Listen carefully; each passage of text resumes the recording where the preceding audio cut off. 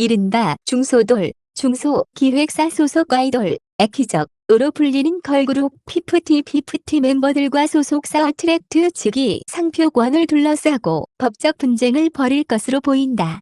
소속사는 영문 상표를, 멤버들은 한글 상표를 각각 출원한 상태다. 6일 조선비즈 취재를 종합하면 어트랙트는 지난 5월 15일 영문명 피프티 상표를 출원했다. 상품 분류는 듀거풀리언 제공업연의 오락업 스포츠 및 문화활동업 등이다. 이후 6월 15일에는 상품 분류를 3류, 비의료용 화장품 및 세면용품, 16류, 종이 및 판지, 문방구 및 사무용품, 18류, 가죽 및 무주가죽 등으로 확대해 추가 출원했다. 멤버들 측의 상표 출원은 그 이후에 이루어졌다. 전속계약 효력 정지 가처분 신청을 제기한 6월 19일 총 12개 상품 분류에 대해 한글명 피프티 상표를 출원했다. 앨범은 물론 관련 상품, 굿즈에도 피프티 상표를 사용하기 위한 것으로 보인다. 상표권을 갖기 위해선 출원 심사 등록 과정이 필요하다. 어트랙트와 멤버들이 출원한 상표는 아직 등록되지 않은 상태다. 등록 결정을 위해 특허청 심사관의 심사를 앞두고 있다. 심사관의 판단에 따라 두 상표 모두 등록될 수도, 둘 중 하나의 상표만 등록될 수도 있다. 호칭 유사면 유사 상표 취급, 그룹명 주체, 판단 가능성도. 현행 법에 따르면 한글 이름과 영문 이름이 서로 같을 경우 둘 중 하나의 상표가 등록되면 자동으로 나머지 상표에 대한 권리까지 가진다. 예를 들어 한글명 조선비즈의 상표권을 가진 사람이 서진부진이 상표권도 함께 갖는 식이다. 상표법 제34조 제1항 제7호는 먼저 등록된 상표와 동일하거나 유사한 상표는 등록될 수 없다 고 규정한다. 영문명이든 한글명이든 외관 칭호관념 중 어느 한 가지 이상의 측면에서 비슷해 거래자나 일반 수요자에게 상품 출처에 대한 오인 혼동을 일으킬 경우 유사한 상표로 볼 수 있다. 한배영 로펌의 지적재산권 전문 변호사는 통상적으로 우리 상표법과 법원 판례상으로는 소비자의 인식을 유사함의 판단 기준으로 여긴다. 며 피프티를 아는 소비자들은 그룹명이 영어든 한글이든 동일한 그룹으로 인식하기 때문에 영어인지 한글인지는 중요한 문제가 아니다 라고 설명했다. 상표법 제37조에 따르면 상표 등록 출원일은 상표 등록 출원에 관한 출원서 다 특허청장에게 도달한 날로 정한다. 또 먼저 출원된 상표가 먼저 등록되는 게 원칙이다. 만약 이에 따라 소속사 어트랙트의 영문 상표가 먼저 등록된다면 멤버들이 출원한 상표는 등록이 거절될 수 있다. 다만 멤버들은 12개의 상품 분류로 어트랙트는 8개의 상품 분류로 상표를 출원했기 때문에 중복되는 8개를 제외한 나머지 4개의 상품 분류에 대해선 멤버들 측 상표가 등록될 가능성도 있다.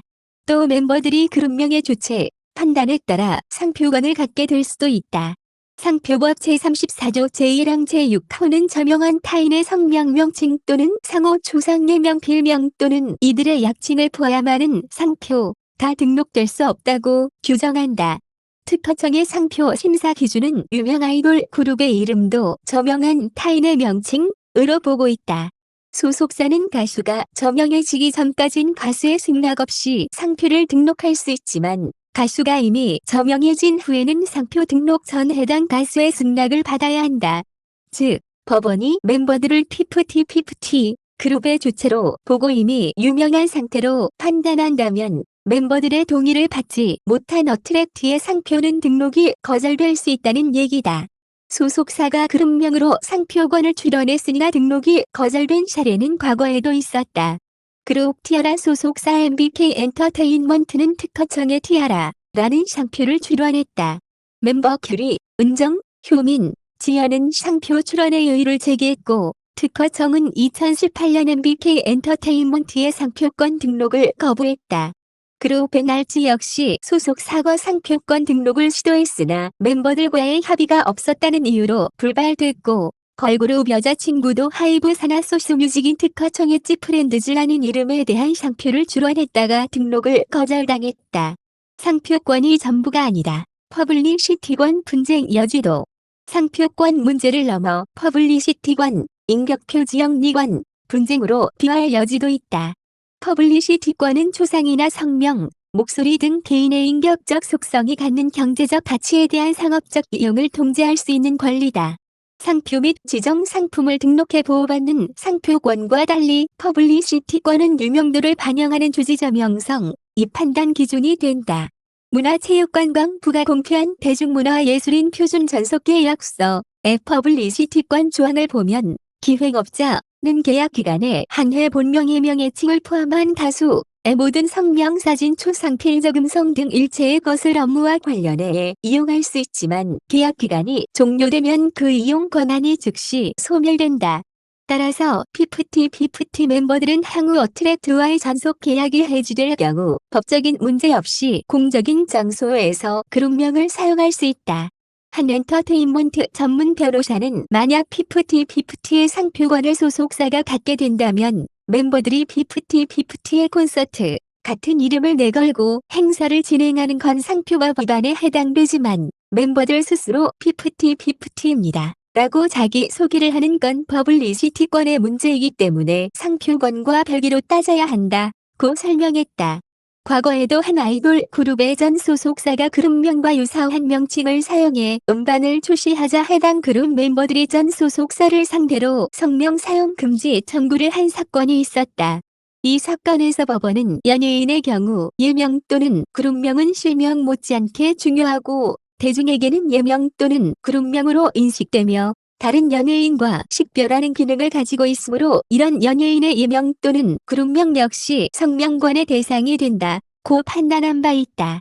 지적재산권 사건을 주로 담당한 수도권 지방법원의 한보장 판사는 퍼블리시티권이 당연히 멤버들에게 귀속되는 건 아니고 해당 그룹이 만들어지고 성장하는 과정에서의 지분까지 판단해 권리가 누구에게 있는지 따지게 된다. 만약 어트랙트가 그룹명을 만들고 멤버를 모으고 대중들에게 유명해지기까지의 역할이 일정 부분을 넘어선다면 멤버가 아닌 소속사가 퍼블리시티권을 가진다는 판단이 나올 수도 있다고 설명했다.